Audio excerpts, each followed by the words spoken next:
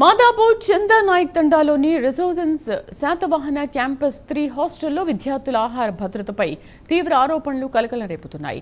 లక్షల్లో ఫీజులు వసూలు చేస్తున్న యాజమాన్యం విద్యార్థులకు కనీస సౌకర్యాలు కూడా కల్పించడం లేదని ఆరోపణలు వెల్లువెత్తుతున్నాయి.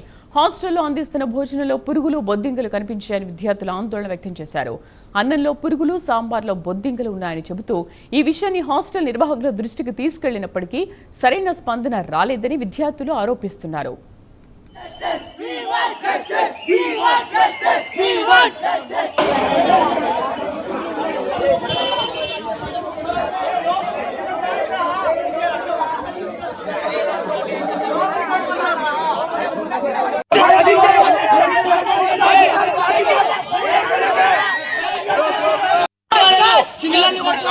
కాలేజ్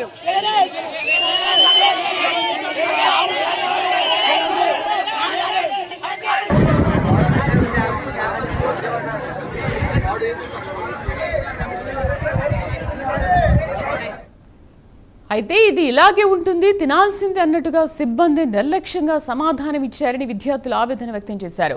దీంతో విద్యార్థులు, కాలేజీ సిబ్బంది మధ్య తీవ్ర వాగ్వాదం చోటు చేసుకుంది. క్రమంలో కొంతమంది విద్యార్థులకు స్వల్ప గాయాలయ్యాయి. గత కొద్ది రోజుల వ్యవధిలోనే హాస్టల్లో 3 సార్లు ఫుడ్ పాయిజనింగ్ ఘటనలు జరిగినా యాజమాన్యం ఎలాంటి చర్యలు తీసుకోవడం లేదని విద్యార్థులు ఆరోపిస్తున్నారు. వరుస ఘటనలు జరుగుతున్నప్పటికీ సమస్యను పరిష్కరించకుండా చేతులు దులుపుకుంటున్నారని మండిపడుతున్నారు. లక్షల్లో ఫీజులు వసూలు చేస్తూ కనీస సౌకర్యాలు కల్పించడం లేదని విద్యార్థి సంఘాలు ఆందోళనకు దిగాయి. మాదాపూర్ పరిధిలో ఉన్న రెసిడెన్స్ కాలేజ్ అనుమతులు వెంటనే రద్దు చేయాలని డిమాండ్ చేశారు. ఫైర్ సేఫ్టీ నిబంధనలు పాటించకుండా విద్యార్థుల ప్రాణాలతో చెలగాటమాడుతున్నారని మండిపడ్డారు.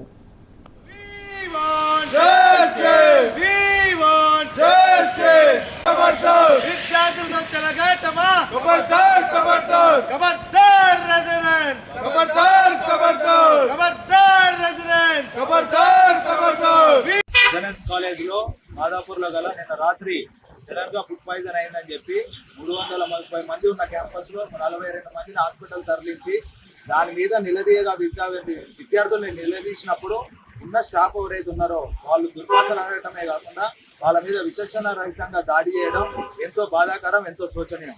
దీని మీద పలుమార్లు డిఐఓ వెంకయ్యనాయక్ గారికి కానీ, ఎంఈఓ మన వెంకటయ్య గారికి కానీ, ఇప్పుడు ఈ కాలేజీలు అన్ని కూడా మాదాపూర్లో ఉన్న కాలేజీలు అన్ని కూడా అకాడమీ అని చెప్పి అడిగినప్పుడు, నిలదీసినప్పుడు అకాడమీ అని చెప్పి చెప్తారు.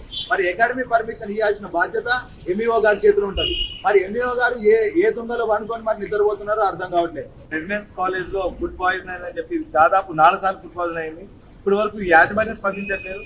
ఇచ్చలు విడిగా పిల్లలతో దూషకంగా మాట్లాడుతున్న ప్రిన్సిపల్, ఎవరైతే ప్రిన్సిపల్ ఉన్నారో అన్నంలో ఈగలు పడ్డాయంటే తీసుకొని తిన అని చెప్పి విద్యార్థులతో ఇట్లా మాట ఎంతవరకు లక్షల ఫీజు వసూలు చేస్తూ ఎటువంటి ఫుడ్ పెట్టాలి? 3 లక్షల ఫీజు వసూలు చేస్తుంది. ఫుడ్ లో కొంచెం నాణ్యత లేదు. ఇది దాదాపు 4 సార్లు ఈ కంప్లైంట్ వచ్చింది. మళ్ళీ నిన్న నైట్ 2 సార్లు ఫుడ్ ఎక్స్చేంజ్ చేస్తే 2 సార్లు ఫుడ్ లో బొద్దింకలు వచ్చినాయి, ఈగలు వచ్చినాయి. ఇది ఎక్కడ కాలేజ్? లక్షలు వసూలు చేస్తారు, ఎటువంటి పర్మిషన్ లేకుండా నడిపిస్తుంది. మరి చూసుకుంటే 7 ఫ్లోర్లు కట్టారు, ఎటువంటి పర్మిషన్ లేదు. ఫైర్ ఎగ్జిట్ లేదు, ఫైర్ పర్మిషన్ లేదు. ఏమైనా పైన ఏమన్నా అనుకోవాలని జరిగితే పిల్లలు ఎక్కడి నుంచి ఎగ్జిట్ అవుతారు?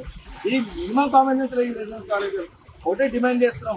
అయ్యా డిఓ గారు తక్షణమే వచ్చి ఇలాంటి ఏమైతే పర్మిషన్ లేని కళాశాలలు ఉన్నాయో తక్షణమే ఫ్రీజ్ చేయాలని చెప్పి బీఆర్ఎస్ నుంచి డిమాండ్ చేయడం జరుగుతుంది. నిన్న మళ్ళీ రోజు పొద్దున రాగానే నిన్న ఉన్న 400 మంది పిల్లలు ఈ రోజు పొద్దుల వరకు మాయమైపోయారు.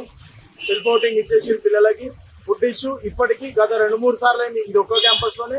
నిన్న అట్ ఏ టైం మాదాపూర్ లో ఇంకొక క్యాంపస్ దగ్గర కూడా సేమ్ ఇష్యూ. ఫుడ్ లో బొద్దింకలు, దోమలు, ఈగలు ఇవి రావడం జరుగుతుంది.